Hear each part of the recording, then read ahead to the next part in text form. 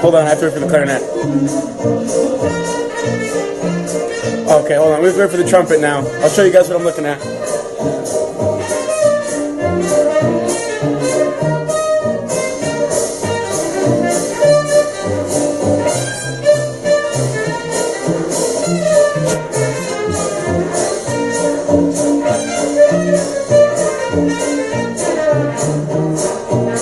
So I'm just obsessed with them. If you guys are curious, they are the Baby Soda Jazz Band. The Baby Soda Jazz Band is a band that I found in New York that I thought was really cool. They're really chill. They play music like that, like New Orleans swing style jazz, and I think it's really cool. Give me one sec. I really wanted a cookie. Stella wanted one too, but she's not allowed to have cookies. So, I saw someone say that it has been 2 weeks since our last live, and I think that's crazy. So, what do you guys think so far? I remember after the first week, when we first started the book, everyone was kind of in a different place with it. A few people were really enjoying it, and a few people weren't enjoying it very much. And a lot of people were in the middle. They didn't really know. We didn't really know what to think. Now we're 2 weeks later, 150 pages later, 160 pages later, something like that, and we're a lot farther. A lot of other things have happened. We've seen them continue to progress to not fly missions or to try to get by and to really just live in this chaotic world. It's funny because to me the world starts to make more sense the longer you read. Everyone's crazy. It's all a catch-22. Like they're stuck in this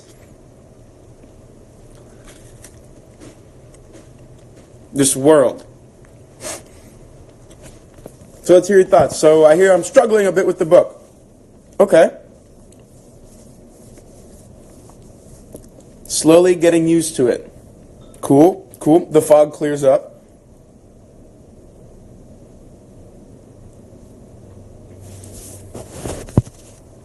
The book's kind of hard to keep up with. Okay.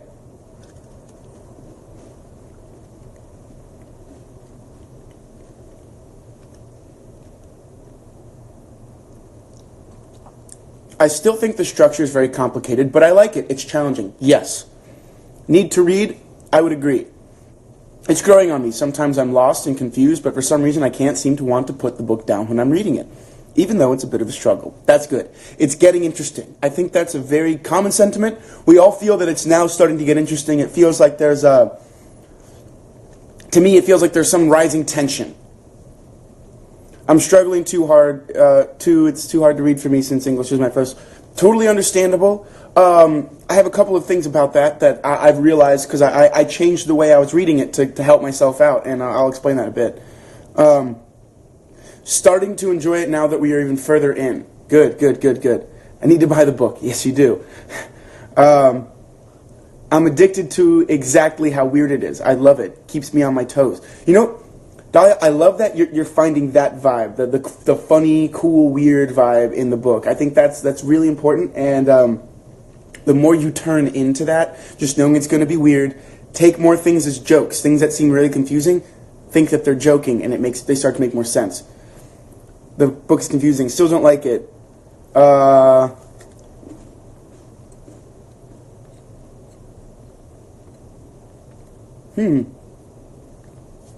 right. Whoa. Tiyuki Busra. Some of the characters crazy about war. Did you notice that? I don't know if it's crazy about war or crazy about the opportunities the war is giving them. Because that's something else. It seems like one of the themes here is that Yossarian feels that his life is deemed expendable by the people that are running the war, that are really just doing what they can to profit the most for the war to end. And it's a crazy thing, and no one knows what's going to happen, so he keeps hating that these people that are taking advantage of him are putting him in danger.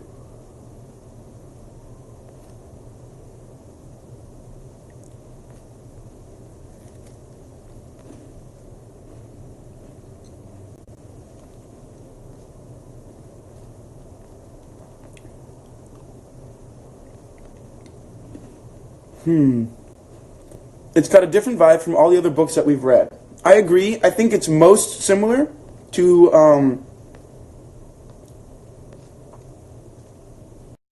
I think in terms of the way it kind of messes with timelines, with the subject matter. The other anti-war book we've read is Slaughterhouse-5. So I think it matches Slaughterhouse-5 in a lot of ways. But it is different. Sometimes when I read a chapter, I have to go back and reread it as I don't fully comprehend what I just read. But in that rereading, in that full comprehension, the entirety of the world comes together. That happens to me too. I've been doing that. But let's keep reading. Some characters seem to think war is good, but the narrative makes it clear that the mindset is ridiculous. Awesome. Favorite quote of the book. We'll talk about quotes in a minute. Yeah, for me, this reminded me a lot of Slaughterhouse-5. There's a lot of similarities, and it's cool because Joseph Heller and Kurt Vonnegut were actually friends in real life. So I think there's a great appreciation and similarity in their writing.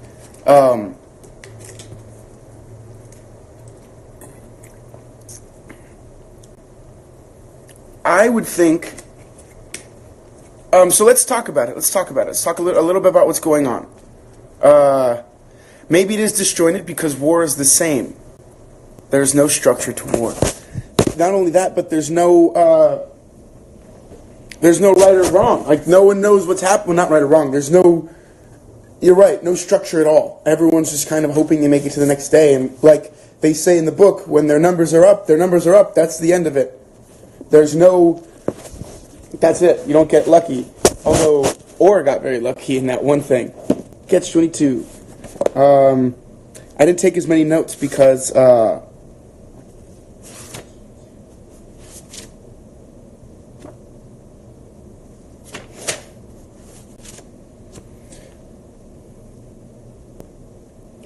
what do we still think about Yossarian? Do you guys like him more now? Do you guys not like him as much? I understand him better. I'm just as annoyed with him, especially some of the stuff that he pulls here, but I understand him a little more.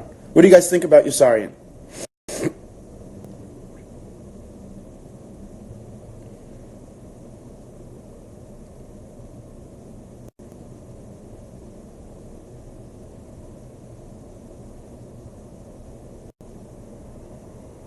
The chapter about Yossarian and Luciana really touched me. I don't know, I really liked it. I agree.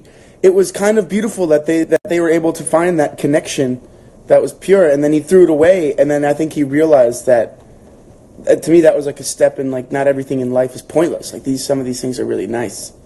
Because he's in such a mindset that's kind of, like, woke him up a little bit. Definitely toward more sympathetic toward him, but he's still problematic. He's a coward.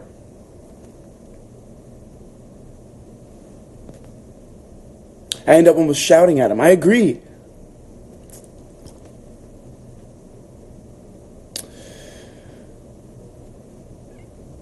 The war made him insane, and he accepted that. Did the war make him insane, or did the war make the world insane, and he feels like he's the only sane person left? Because I feel like that's a lot of what Yossarian's perspective is like, did everyone just go crazy with this thing? Does no one give a crap anymore? And I feel like that's what's the more active part, is him just being like, I can't believe I'm the only one. And the other people that are sane as well admit to their craziness. Like, I think Dr. Nika's like, very obviously like, I can't ground you unless you're crazy, but if you're crazy, but if you don't want to fly, I can't, that whole thing, the whole catch, there are so many catch-22s within this book.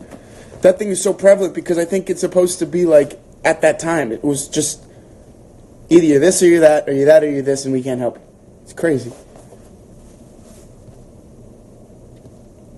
Yossarian's my favorite. He's flawed, but at the same time, his desperation to live is going to cause trouble. You do what you can to survive. But Kenzie Courtney, he did it at the expense of other soldiers. Like, him doing making the camp have diarrhea by putting the laundry detergent in their sweet potatoes. He didn't do it. He asked a guy to do it for him. But he did that, and he got everyone sick. And then he moved the bomb line. What if other people tried to attack Bologna because they thought that they'd already bombed it and they captured it, and then they just went into enemy fire completely unaware and could have gotten injured or hurt? I don't know. I find Yossarian to be very selfish, but at the same time, I can't forget that he is flawed, and he lives in a time where he literally has to fly into a giant, like, metal duck and just sit there and hope he doesn't get hit while he waits to drop a bomb. And then as soon as he drops a bomb, he has to go all the way back out. That's got to be so stressful. Can you imagine that job? Literally, he has one of the most, I think, helpless positions in that case. He's not even the pilot, he's the bombardier. He just sits in the plane and he drops the bombs. So yeah, he feels helpless about war. He feels helpless about a situation. He even has a very helpless job. He can't run away in that job. He's in a plane and he goes towards the target. Still believe that he gives a book humanity, even when he does things that annoy me, but he's just fighting to stay alive. That's cool. I can't quite figure him out, but I'm starting to understand him a bit more. If that makes any sense. Totally makes sense. I think he just really wants to go home. I agree.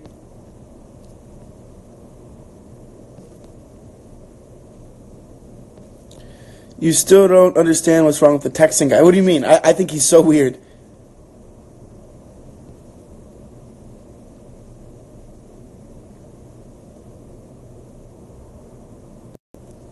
Yeah, how funny was that? I can see double. I can see... I think there is so much comedy in these books.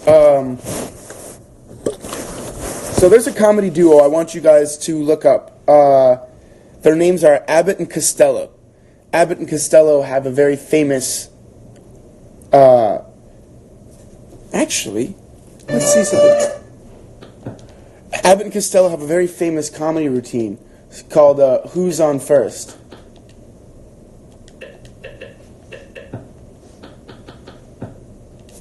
Check it out, real quick. You'll see it.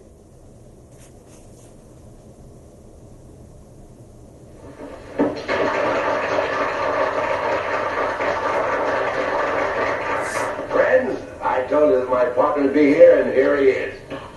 Didn't you expect him, did you? Now, he always shapes up. Now, why not let the folks themselves ask for something that they'd like to hear? Something different. Now, is there anything special that you would like to hear us do? Baseball. If you've never seen Who's On First, I suggest you see it, because the style of comedy that they practice in Who's On First is pretty much what's running through this book. What do you mean? This, and it's this like constant. It was like I didn't explain that at all. I just said this a lot. Sorry, I don't know if that helped, but I would definitely check it out.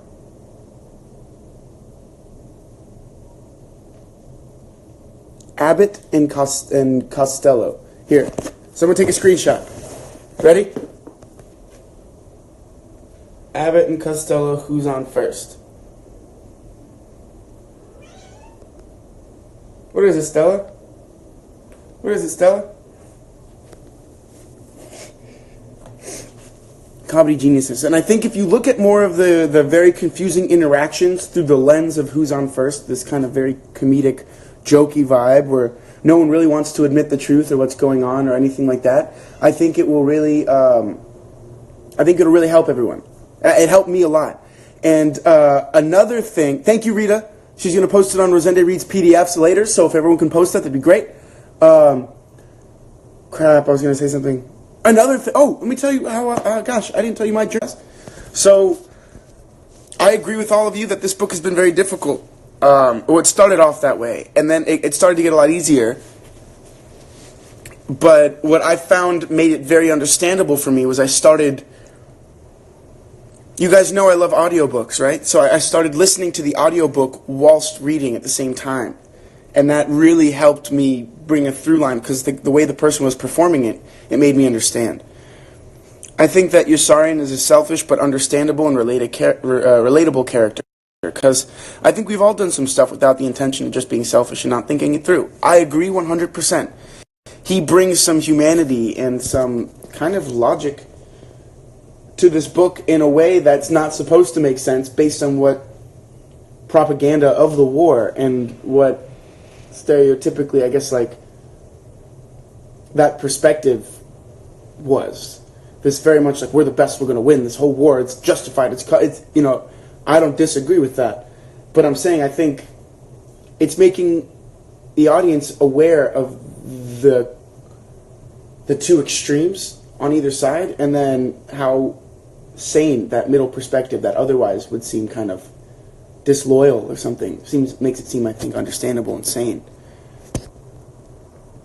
How much is the audiobook? I don't remember. I think like $20.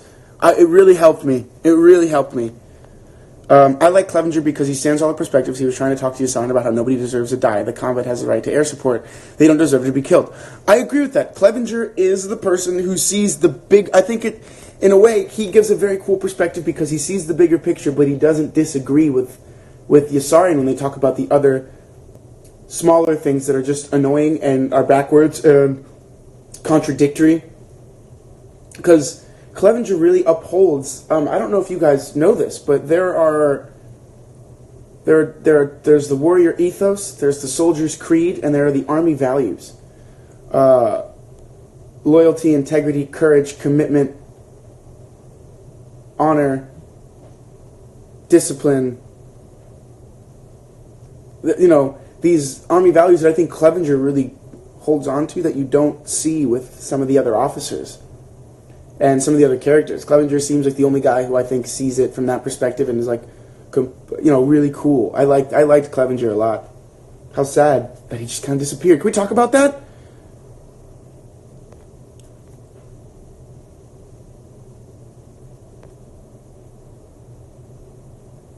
Open your eyes, Clevenger. It doesn't make a damn bit of a difference who wins the war to someone who's dead.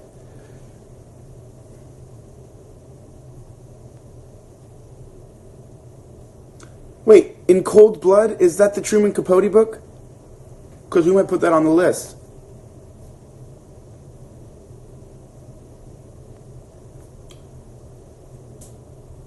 Oh yeah, Whitcomb and the chaplain. I don't know. That was confusing. I have to reread that, to be honest with you guys, because I finished that earlier today.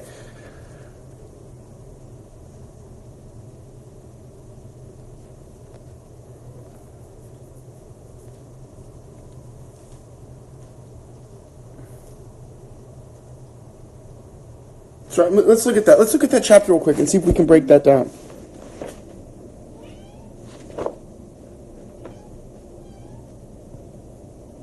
Can you read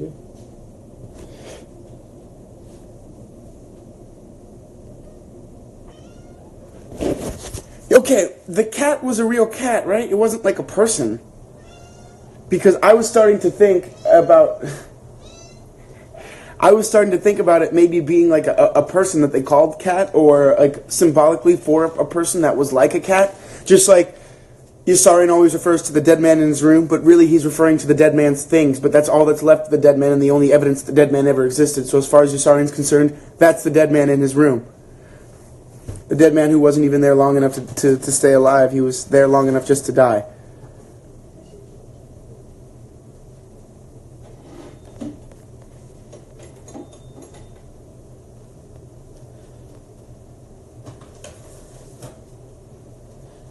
I know, we're talking about the cat and Stella's meowing in the back. Up top.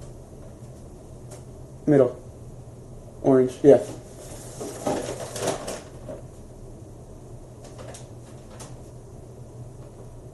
Alright,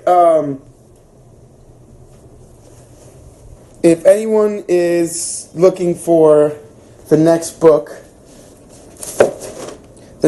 is Breakfast Champions. We'll talk more about that later.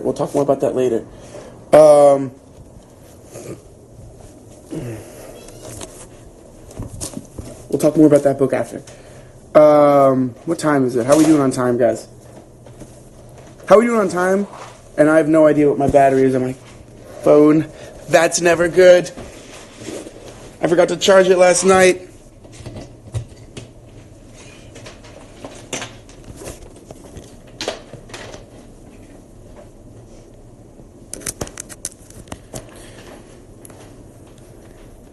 Wait, 40 minutes in or 40 minutes left? Like we've only been doing it.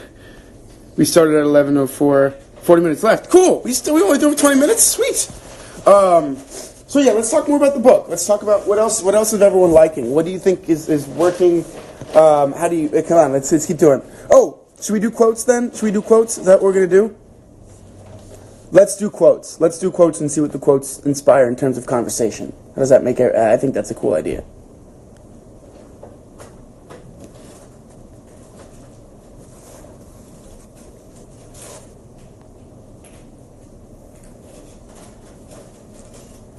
You talk about winning the war, and I talk about winning the war and staying alive. And then there's a big question that Clevenger asks there to Yossarian that I think kind of gives a perspective to this book, because that's a very important exchange. When Clevenger says to Yossarian, he goes, "We have no right to decide what, to even know what's supposed to be bombed, what's not supposed to be bombed, anything like that. That's not our job." And then he goes, "I'm not talking about. You're talking about two different things. You're talking about winning the war, and I'm talking about winning the war and staying alive. Which one's more important?" Oh yeah, what do you guys think about those loyalty oaths? And in terms of today, how does that make you feel?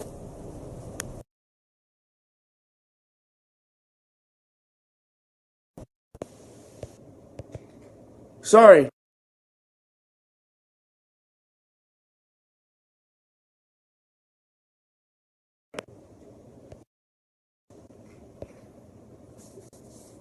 Sorry. Okay. The enemy is anybody's going to get you killed no matter which side he's on. See, that's an important exchange because Clevenger says, exactly, and which do you think is more important?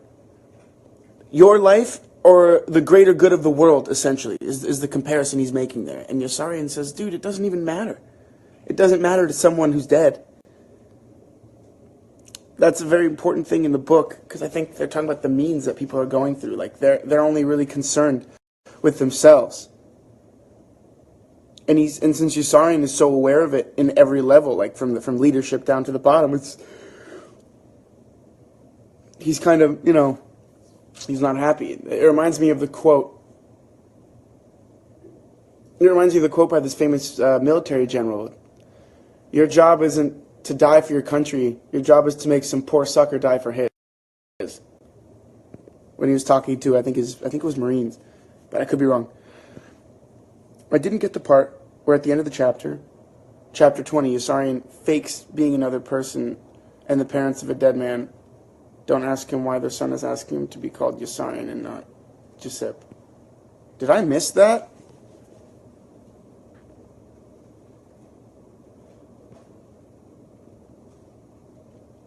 Loyalty oath didn't promote loyalty for me. It's just repression. I agree. It's something. Loyalty oath is unnecessary. No matter what the oath, they have to obey the rules anyway. Don't like the colonel's attitude. I agree. The soldier who saw everything twice, the family who came to see their son die, that was already dead. Oh yeah. We'll talk about that in a minute. I need to process that for a sec. Outside the hospital, they would throw him in prison if he started screaming about all the things he felt everyone ought to start screaming about, or they would put him in the hospital. Another catch-22. It doesn't make a damn bit of difference who wins the war to someone. Yes. I thought the loyalty oath is such a bullshit thing, but I think it also highlighted how Captain Black just wanted to do it for his own personal gain. It was to make himself look good. And then there was that almost that abuse of power and that mistrust in forming in the people that are supposed to be your leaders. And I think that's something kind of interesting when you put it in the perspective of today. The more it rained, the worse they suffered. The worse they suffered, the more they prayed it would stop. It would continue raining.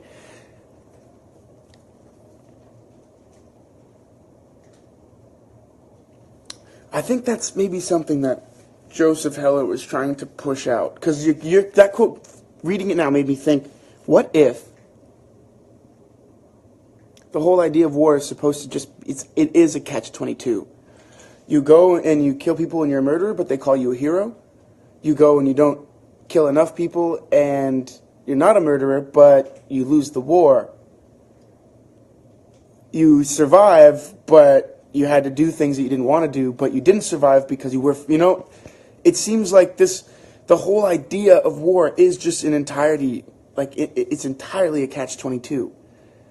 And I feel like it's becoming present in every single way, almost as if it's creating this whole world. And it's helping me understand that that's the perspective looking at this.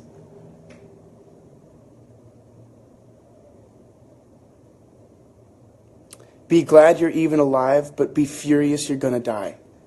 That's another thing. Like, I would agree with that. I think the war as we know it and war written about in literature is almost always a catch-22. Can you read the quote on page 247? That quote really got me. Wait, 247? Did we read that far?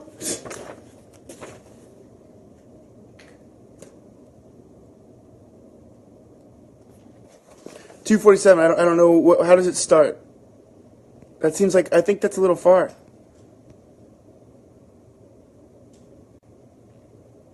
Look at you. You don't care if you drink yourselves to death or drown yourselves to death, do you? Just as long as we don't fly ourselves. Just as long as we don't fly ourselves to death. But that's the thing. If they fly themselves to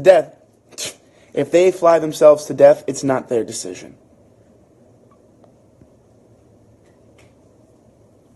147. Or did you read that far about Gayo? We're not supposed to read that far.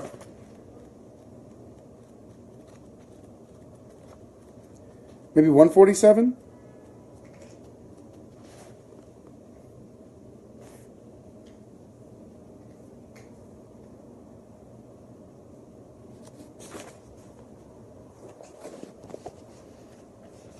But I'm not going to lie, 147, that part really got me like this. Like, the whole part where Yossarian starts freaking out in the plane because they don't want to die and all this shit's going down.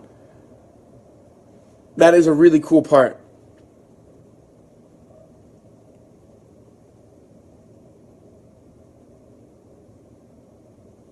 I'm just kind of finishing into it. Well, we'll talk about that quote when we get to 247. If you can just remember, write that down. We'll talk about it next week, because that's probably what we're going to read. We're going to read just past that. Did the soldiers know why the war was happening? I'm not sure if I was told, but in history class we were told in the world that nobody knew what was happening. At the beginning, nobody knew what was happening in Germany. Remember, what really spurred the beginning of World War II was the German invasion of Poland in 1939. I believe it was September. So when you look at September 1939, the German invasion of Poland, that was when the Germans broke the rule, because Poland was supposed to be neutral. And they went into Poland and invaded a country. And that's when France and Italy were like, we cannot do this again. He went into, or was it Poland that he did, and they were like, all right, he can't do it again, and then he went further. Whatever it was, that was the precipice for the whole start of the war, and the United States didn't get involved until 1942. 1942 or 1943. We got involved much later into the war. 4 or 5 years, the war had already been going on. So at this time, people did know what was going on in Germany. At the specific time in which this book is set, it's already late 1944, almost 1945, and the war ended in 1945. So they're on the other end of it, where the Germans are now getting backed in to their land, like whatever they were able to stretch themselves over parts of Italy, France, Belgium. They're slowly being pushed back into Germany, and then eventually, with the fall of Berlin in 1945, the Eastern Front of the war died. May 7th, 1945, VE Day, Victory Over Europe Day. That was the day that we took Berlin. So, at that time, people did know what was going on. So they knew what was happening, and Yossarian says that. He's like, no, a major, please, ground me. Because he's like, what, you don't want to win the war? He's like, we're going to win the war. We have more money, we have more men, we have more technology, and right now we have them on the run. So, they knew exactly was going on. But then that's why they were so aware of it. They're like, we already know what's happening. Now we're just taking our time and putting people's lives at risk to benefit other things that aren't necessarily of the war. Well, the Pacific Front was still going on and wouldn't end until June, a few months later.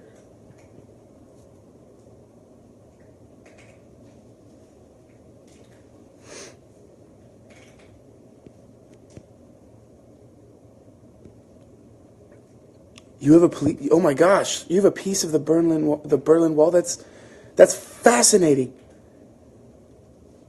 I find sometimes it's hard to focus on the big picture and context of the book, but maybe that's the point. When it's your own life, maybe it's harder to think like one big picture. I think that's one thing that Yossarian gets caught up in a lot. And only when he's able to focus on one thing at a time instead of trying to... But I think it's also because he's trying to look at the whole picture instead of one thing at a time. I think that it's a catch-22. You can't see the whole picture if you don't look at one thing at a time. But if you're not looking at one thing at a time, you'll never see the whole picture. But at the same time, if you're only focused on one, how do you know what's happening? So there's a bunch there, I think. It's weird how a lot of these, to me, explanations can just come from just a simple catch-22. I like the part when they discuss about life. They say that some men get killed and some don't. Some get sick and some do not. Without any pattern of logic. There is no logic.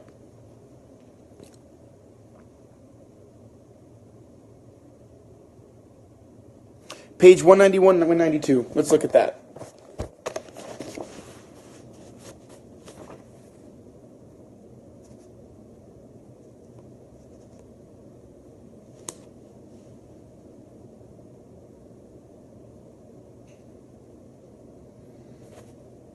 All right. I'm going to read page 191. Is that okay?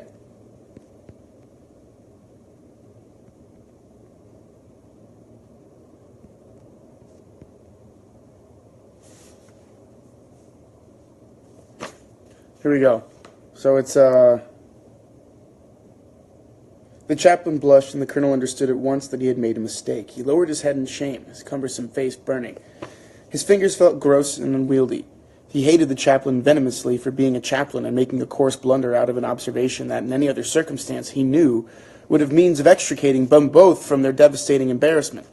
He recalled instead that the chaplain was only a captain, and he straightened at once with a shocked and outraged gasp. His cheeks grew tight. Where were we? We were speaking about, the colonel pushed him sadistically with a long, glowering, malignant, hateful, silent stare. One thing I love that Joseph Heller does that. He does that a lot. A lot of adjectives to really give you a context of the exact countenance of a person, like exactly what their face looked like. You know? The colonel punished him sadistically with a long, glowering, malignant, hateful, silent stare. We were speaking about something else, he reminded the chaplain, cuttingly at last. We were not speaking about the firm... Oh, we're not going to read that sentence right now. Where are we going? Now, I want you to give a lot of thought to the kind of prayers we're going to say. I don't want anything heavy or sad. I'd like you to keep it light and snappy, something that will send the boys out feeling pretty good. You know what I mean? I don't want any of this kingdom of God or valley of death stuff. That's all too negative. What do you make this sour face for? I'm sorry, sir, the chaplain stammered. I happened to be thinking of the 23rd Psalm just as you said that. How does that one go? That's the one you were referring to, sir. The Lord is my shepherd. That's the one I was just referring to. It's out. What else have you got? Save me, O God, for the waters are... Come into... No waters, the colonel decided, blowing ruggedly into his cigarette holder after flipping the butt down into his combed brass ashtray. Why don't we try something musical? How about Harps on the Willows? That has the rivers of Babylon in it, sir, the chaplain replied. There we sat down, yea, we wept when we remembered Zion. Zion, let's forget about that one right now, too. I'd like to know how that one even got in there. That whole part? The descriptiveness of what is confusing, but I think you just have to read it slower. I think this book, it really takes you have to really just read it and take your time. Not try to finish, just really be like, whew. Oh, I keep missing comment.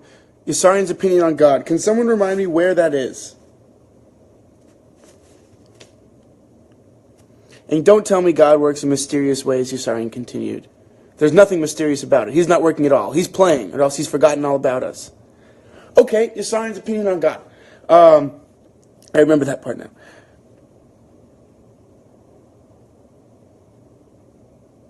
What do you got? What do you guys? I think Yossarian's opinion on God is very understandable from his perspective. In terms of, I think we have to reimagine the context of what this war meant for the world. Let's take a step back really quickly. You know, that might be the answer, to act boastfully about something we ought to be ashamed of. That's the trick that never seems to fail. When they give him the pie, when they make him the captain and everything. But we need to take a step back and look at the context of the world in terms of World War II before I think we answer that view on God. The entire world was at war. Every day, propaganda. Every day, people were dying. Every day, other people were leaving and going to war. People were coming home. Everything was done in the war effort at the time. There were commercials and bonds and things that people at home could be doing. They started growing their own gardens so they could have more food go to the GIs that were fighting for your freedom overseas. It was 65 million people died in World War II. 65 million people. And what Yossarian isn't saying, I don't think is wrong for him to question and to say, how can you say God is all good when he invented things like disease and all the gross things that are trying to kill us and tooth decay and things that tear us down from the inside? Like, how is he all knowing and powerful and all benevolent and doing that? How is he both of those things and still creating this? And then pain. And then she says, well, pain is a good thing. I don't know. That's a really tough question. I think it's twofold. It's saying some of the things that we think are the most annoying and dangerous things about us are the things that keep us alive. But at the same time, why did those things have to exist? I think there's a lot of value in what Yossarian questions about religion and about God. And I think he's entitled to that.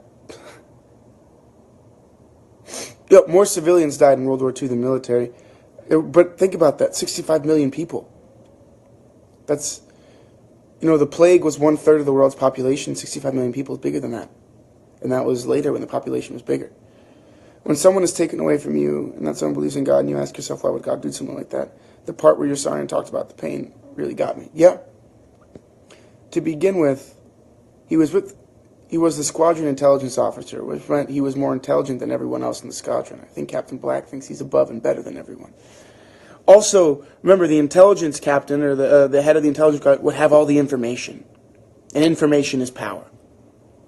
So there's that power corrupting. There's that famous Winston Churchill quote, absolute power corrupts absolutely. So in a way, Captain Black feels like he has this absolute power. He's the intelligence guy. He has all of the knowledge, all the information.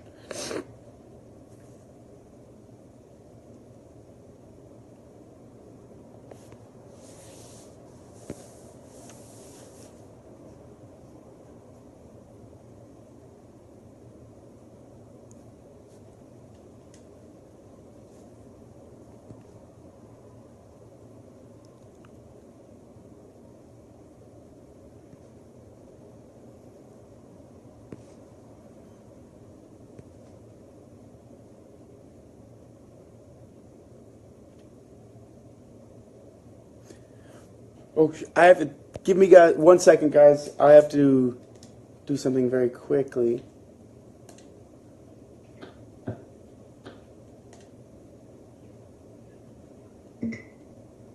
While I wait, we'll listen to some music. Give me a second.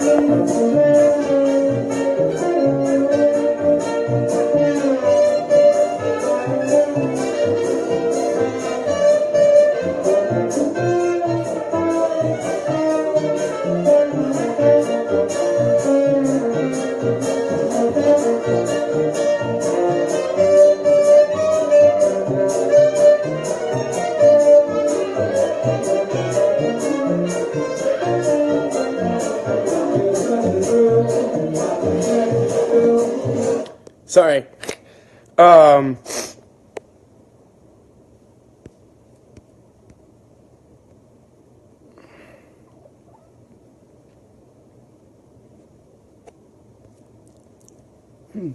You know, it's very interesting to read these books and then hear what you guys are thinking about them and what parts really land on you. Because it's sometimes interesting how they land on all of us, and some parts I'm like, wow, I didn't think about that. I didn't think about it that way.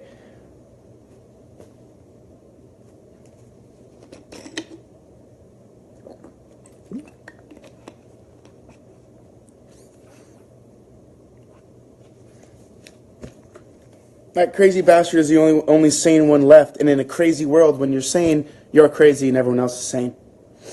That's the whole other catch-22 once again. I mean, that device, that literary device that he kind of created, this idea that constantly contradicted itself in order to move itself forward, I think it's amazing. I really liked Luciana, and I was mad at him when he ripped up her dress, like she told him to. I thought that was dumb.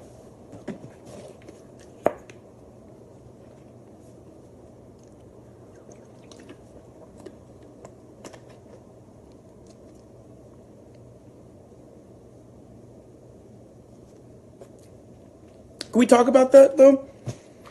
Can we talk about how awful Cathcart is? But what also makes him a great antagonist? Hateful and abhorrent, but I suppose someone has to drive the war in the way he does.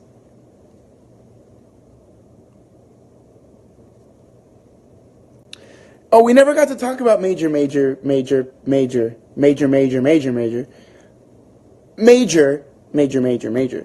we go. We never got to talk about him. I feel so bad for him. So I think it's important to note how hope and faith tended to promote survival and the strength it must take to believe in good when the world is so evil sometimes. It's easier to see the bad. And I think that's one of the things that that I think as an audience we kind of fight with Yossarian. I think he's very afraid and I get annoyed with him, but at the same time I started to understand him more later on as the book progressed. And Major, I feel so bad for him. What do you think about the difference between the books and the Shadows? Okay, that's the whole other question, guys. Maybe one day we'll have a live where we can just talk about Shadowhunters books. But right now we're going to keep on this one. Thank you, Niner Girl. 15 minutes-ish left. So we'll talk for another 5 about the book, and then we'll dive into next week and everything. Why call him Major? I agree. That was a dick move on his dad's part. Do you think we'll hear more about Luciana, or was the purpose that even he really wanted to see her again after ripping the paper, and he never will, so now we won't? Maybe. I'm interested for Milo's part. I understand Yossarian and have connected to him from the first chapter, but I like him because he's so flawed and so real. I understand him because he's flawed and real. I understand he's human, but I have a trouble agreeing with him in a weird way.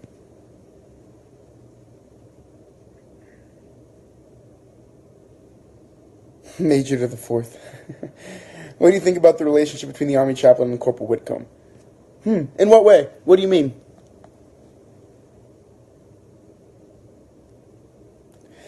I think we're going to really enjoy Milo. I think he has there's a lot of cool things about him. You know what? Let's do that. Let's do predictions for the next 5 minutes. All right. Predictions. What do we think is going to happen? How do we think this is going to end? Do we think Yossarian even survives the end of this book?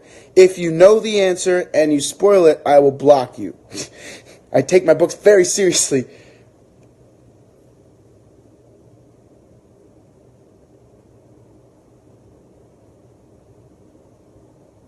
You think Yossarian will die? You think Yossarian's going to die? I think something bad's going to happen to Yossarian, so it's like he's dead, but he's not. It's going to be a catch-22. He's not going to die, because I think it's going to be a catch-22. He's going to finally have survived, which I think I might be right on with this. I might be really wrong. My theory is that the whole thing is telling us these catch-22s happen. So finally, when Yossarian accepts that he's going to die or wants to die, he survives and he gets to go home when he really wants to maybe seek vengeance. It's going to be a catch-22.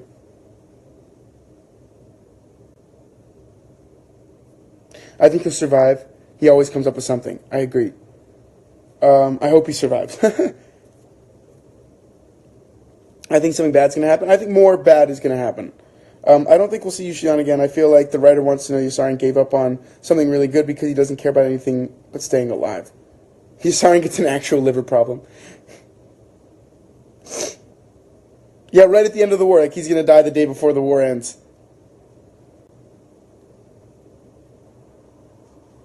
Or he's going to die by avoiding death. Like, I think he's going to die by avoiding death. Like, he's not going to go on a flight, and then he's going to be on the base, and then the base gets bombed, and that's how he dies. Or something like that. Like, the one thing he doesn't want to do, fly, would have saved him. Maybe like that. I don't know.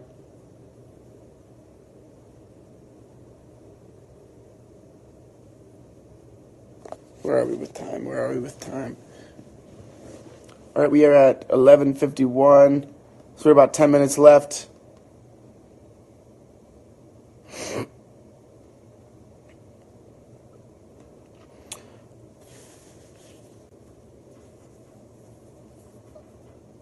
What? What do you mean sort of dark?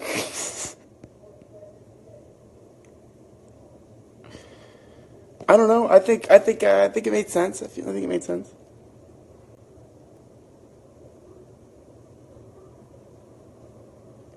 I don't watch trailers. I really try to stay away from trailers, so I haven't watched the Fahrenheit trailer. I liked it because I saw the first 3 seconds, and I saw Michael B. Jordan with Michael Shannon. Love both of them. I'm excited for it. Very excited for it. I love that we already read it, though. I love that we'll get to see it. Wow. That one's good. Catherine Mosier in a coma.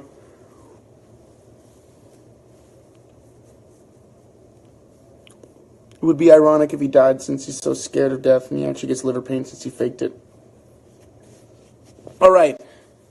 Guys, since we're running on our time right now, let's talk about next week. We have a lot of really cool questions, a lot of things that we've talked about. Are we excited to keep reading? Because I am. I'm excited to kind of try to figure out this book, see where it's going. You know, we're about halfway through now, so we still have a long time to go.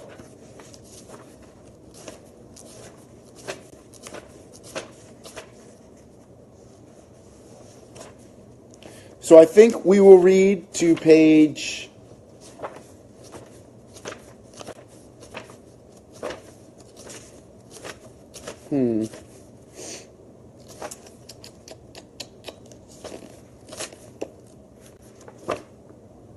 What do you think about if we read to page...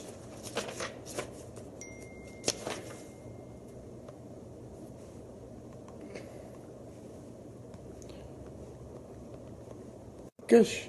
If we read to page, what? Let's say...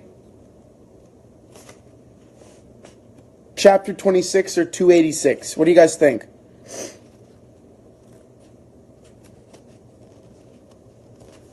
We read up to chapter 26 for this coming week, and we'll do Saturday so that our Australian fans can join in.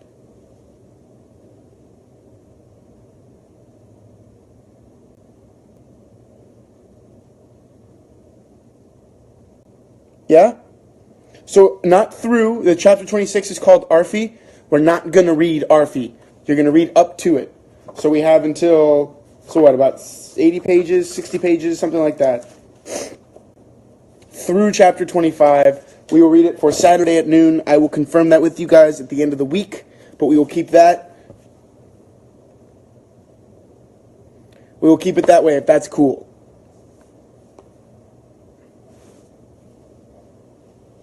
That is okay. And then I'm thinking, so that's only to 285, and this book has...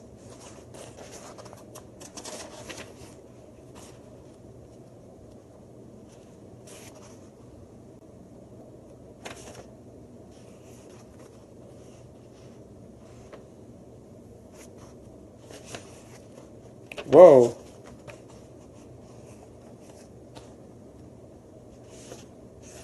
$4.53. So 4:53, we're about halfway. We'll probably finish in about a couple weeks. So we have some time. Guys, don't forget, the next book is Breakfast of Champions. It's one of my favorite books. It's been a while since I've read it, so I'm very excited to read it again with all of you. Wow, I'm very excited.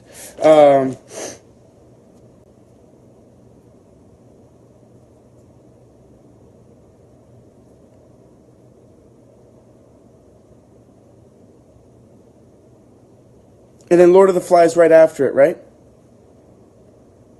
The book, Breakfast of Champions. Take a screenshot.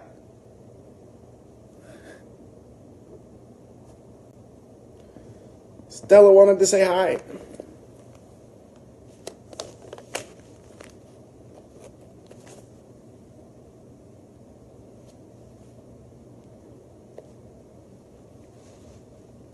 Next book, Breakfast of Champions, for Saturday at noon. We'll read through chapter 25, and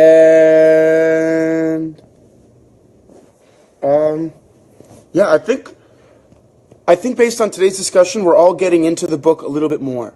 I think we're all kind of I'm enjoying it more. I hope you guys are. I hope, if anything, you're able to read it easier.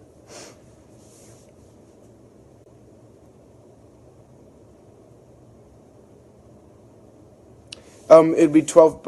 It would be 12 p.m., but it would be Eastern Standard Time, so that would be my time. So 12 p.m. would be 9 a.m. in LA, and still 12 p.m. in Miami. Fan of the Opera? No. Wow, cool. And no, I have not read Wonder. Noon Eastern. England will be 5 p.m. Okay, great. All right, guys. I do have to run. We're ending a little early today. Hope that's cool. Turkey time? I don't know. I would put that in the Google. Thank you guys so much for joining. I hope you keep reading. Remember, we're going to read through chapter 25. I am excited to see where this book goes, how much we like it, learn more about Milo, hopefully. It's going to be a lot of fun. So thank you guys for this live. I hope you guys enjoyed it. Can't wait till next week. Don't forget, if you haven't gotten it, start planning to get, so when we do finish, you have a couple weeks. Breakfast of Champions by Kurt Vonnegut. That's our next book. Keep being awesome. Keep questioning things. Keep searching. Keep discovering. Keep being positive forces of change in this world. And Stella says goodbye as well.